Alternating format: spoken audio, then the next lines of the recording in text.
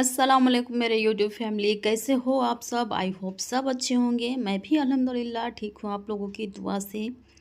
तो फ्रेंड्स, आज मैं लेकर आई हूँ इफ़्तार में बनने वाली बहुत ही यमी और चटपटा सा मटन कांडी स्टार्टर्स की रेसिपी। तो बने रहिएगा लास्ट तक मेरे साथ और रेसिपी को फुल वॉच कीजिएगा। तो रेसिपी पूरा देखने के बाद पसंद आए तो लाइक शेयर एंड सब्सक्राइब करके बेल आइकन को प्रेस करना बिल्कुल भी ना भूलिएगा, ताकि मेरी वीडियो की नोटिफिकेशन सबसे पहले आप तक पहुंचे और इसी तरह की मज़ेदार रेसिपी आपसे मिस ना हो जाए। तो चलिए इस रेसिपी को बनाना शुरू करते हैं। तो यहाँ पे मैंने ले लिया है 500 ग्राम बोनलेस मटन। ये फ्रोजन मटन है, अगर आपके पास ताज़ा मटन हो तो आप उसे भी यूज कर सकते हैं। तो मैंने यहाँ पे 500 ग्राम लिया है। क्वांटिटी आप अपने हिसाब से कम या ज़्यादा ले सकते हैं। इसे हमें एक कुकर में ट्रांसफ़र कर देना है। और मैंने यहाँ पे 1.5 चम्मच के करीब लिया है अदरक लहसुन का पेस्ट, इसे डाल देंगे हम इसमें। और ये मैंने मिर्च को कूट लिया है, हरी मिर्च है। इसे हम अपने टेस्ट के अकॉर्डिंग कम या ज़्यादा डाल सकते हैं। तो मैंने यहाँ पे 1.5 चम्मच डाला है। आपको जैसा तीखा खाना पसंद हो आप कम ज़्यादा कर सकते हैं। अब हम डालेंगे इसमें टेस्ट के अकॉर्डिंग नमक, और थोड़ा सा हम इसमें पानी डाल देंगे, ताकि जब हम इसमें विसल लगाएंगे तो इसे गलने के लिए पानी की रिक्वायरमेंट होगी। तो मैंने यहाँ पे हाफ कप के करीब पानी ले लिया है। बहुत ज़्यादा पानी का इस्तेमाल नहीं करना है, नहीं तो फिर आपको इसे ड्राई करने में टाइम लगेगा। बस इतना ही पानी डालें जितना में ये आसानी से गल जाए। तो एक बार हम इन सारी चीज़ों को अच्छे से चला लेंगे, मिक्स कर लेंगे। और थोड़ा सा हम इसमें डालेंगे कुकिंग ऑयल, ताकि जब ये विसल लगे तो पानी के जो छींटे हैं वो बाहर ना आ पाए। ऑयल का काम ही है छींटों को रोकने का। तो ये ऑप्शनल है, आप इसे स्किप कर सकते हैं। अगर आप बड़े कुकर का इस्तेमाल कर रहे हैं तो ऑयल डालने की ज़रूरत नहीं है। ऑयल के साथ भी अच्छे से चला लेंगे हम इसे। और अब हम इसका लीड लगा के 6 से 7 विसल अच्छे से लगा लेंगे, ताकि मटन जो है हमारा गल जाए। आप इसे किसी दूसरे बर्तन में भी गला सकते हैं अगर आपके पास कुकर नहीं हो। मैंने यहाँ पे कुकर का इस्तेमाल किया है। और यहाँ पे देखिए विसल लग चुका है कुकर में।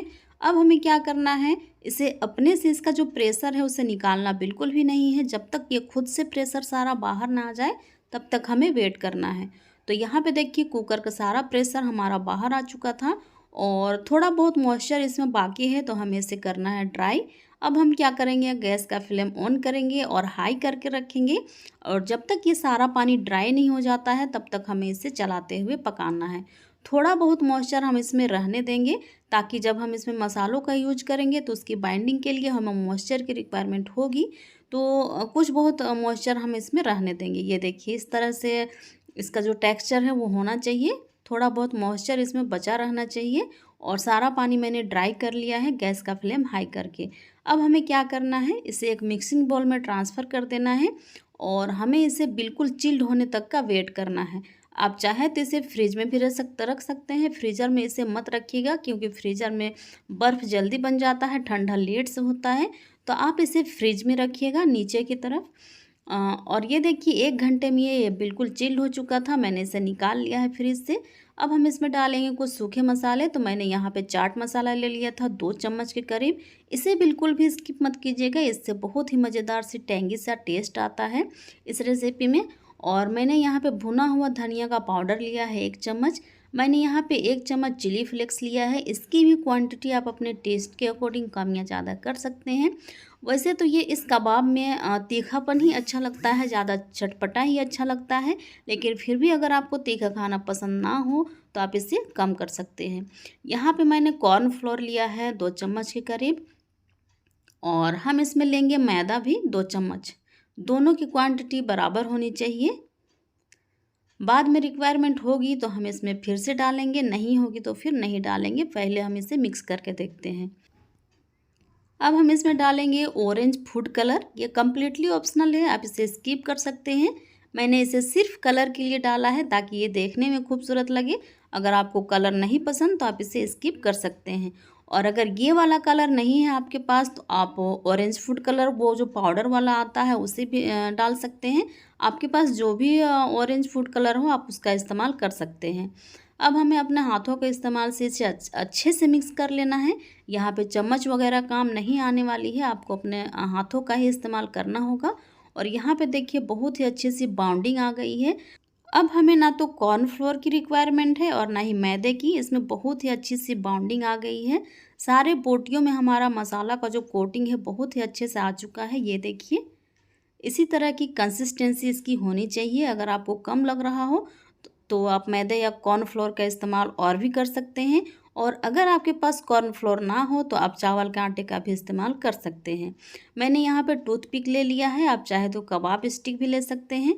अब टूथपिक में हमें इसे एक एक करके पिरो देना है। अगर किसी भी टूथपिक में ज़्यादा स्पेस हो, बोटियाँ छोटी हो, तो आप दो दो करके इसे पिरो सकते हैं। तो चलिए सारे बोटियों को हम पिरो लेते हैं। ये देखिए, इस तरह से पिरोना है आपको। ये छोटी बोटी है तो इसमें 2 बोटियाँ डाल दूंगी, इस तरह से। अब चाहे तो इसे कबाब स्टिक में पिरो सकते हैं 4-4 5-5 करके। लेकिन क्या है कि बच्चे जो है एक एक पूरी स्टिक उठा लेते हैं और उसे वेस्ट कर देते हैं। तो वो चीज़ यहाँ पे नहीं होगी अगर आप टूथपिक में इसे बनाते हो। और ये खाने में भी इजी होता है। तो आप मैं सलाह दूंगी कि आप कबाब स्टिक की जगह पे टूथपिक का ही इस्तेमाल करें। तो इस तरह से सारे बोटियों को हमें पिरो लेना है। मसालों का कोटिंग बहुत अच्छे से होनी चाहिए। अगर मसाले कहीं से हट जाए तो आप उसे अपने से कोट कर दें। और इसी तरह से मैंने सारे बोटियों को पिरो लिया है। ये देखिए, अब ये फ्राई करने के लिए बिल्कुल रेडी है। तो चलिए चलते हैं चूल्हे की तरफ इसे फ्राई करने के लिए। तो मैंने यहाँ पे ऑयल गरम कर लिया है। ऑयल को बिल्कुल फुल्ली हीट रखना है और गैस का फ्लेम भी आपको हाई रखना है। मीडियम या स्लो फ्लेम पे आपको इसे फ्राई नहीं करना है, क्योंकि कबाब जो है हमारा ऑलरेडी पका हुआ है। इसे पकाने की ज़रूरत बिल्कुल भी नहीं है। तो आपको बस इसे इतना फ्राई करना है कि ये बाहर से बिल्कुल करारा हो जाए। और अगर आप इसे स्लो फ्लेम पे फ्राई करने की कोशिश करोगे तो बहुत ज़्यादा टाइम लगेगी और फिर ये सॉफ्ट हो जाएगी, खाने में फिर वो मज़ा नहीं आएगा। तो आपको इसे हाई फ्लेम पे ही फ्राई करना है। सारे बोटियों को डालने के बाद हमें 1 मिनट तक इसे इसी तरह से छोड़ देना है ताकि ये अपना शेप ले ले। अगर आप इसे इसमें तुरंत चम्मच डाल दोगे तो इसकी जो कोटिंग है वो हट जाएगी और फिर वो देखने में भी अच्छा नहीं लगेगा और खाने में भी। इस एक बैच को फ्राई करने में 3 से 4 मिनट का समय लगता है और हमारा ये जो स्टिक कबाब है वो फ्राई होकर रेडी हो जाता है। यहाँ पे देखिए कितना खूबसूरत सा कलर आया है। लुकिंग भी माशाअल्लाह बहुत ही खूबसूरत है। जितना ये देखने में अच्छा लग रहा है, खाने में उतना ही मज़ेदार और टेस्टी चटपटा बनकर रेडी हुआ था। तो फ्रेंड्स, मेरी ये रेसिपी को स्टेप बाय स्टेप फॉलो करके अगर आप बनाते हैं तो यकीन मानिए परफेक्टली आप भी इस रेसिपी को बनाकर रेडी कर सकते हैं और इस रेसिपी के मज़े ले सकते हैं। तो एक बैच हमारा फ्राई हो चुका है, हम इसे निकाल लेंगे। तो फ्रेंड्स, मेरी ये रेसिपी कहीं पर भी पसंद आई हो तो एक लाइक ज़रूर कीजिएगा और कमेंट करके बताइएगा आप मेरी इस रेसिपी को कहाँ से देख रहे हैं। मुझे भी पता चले मेरी रेसिपी को कहाँ कहाँ से देखा जाता है। तो ये देखिए, हमारा एक बैच का स्टिक कबाब बनकर रेडी हो चुका है। दूसरा बैच भी हम इसी तरह से फ्राई कर लेंगे और सारे कबाब को हमें इसी तरह से फ्राई करना है। यहाँ पे मैंने धनिया की चटनी रेडी किया है। अगर आपको चटनियाँ पसंद ना हो तो आप किसी सॉसेस के साथ भी इस रेसिपी को सर्व कर सकते हैं। और सारे कांडी कबाब हमारा फ्राई होकर रेडी हो चुका है। बहुत ही यमी, बहुत ही डिलीशियस हमारा ये रेसिपी बनकर रेडी हुआ था। तो फ्रेंड्स, आप इस रेसिपी को बनाइए और इन्जॉय कीजिए अपने फैमिली वालों के साथ। दुआओं में याद रखिएगा। फिर मिलेंगे एक ऐसे ही मज़ेदार सी रेसिपी के साथ। तब तक के लिए अपना ढेर सारा ख्याल रखें। अल्लाह हाफिज़। Thanks for watching. Bye bye.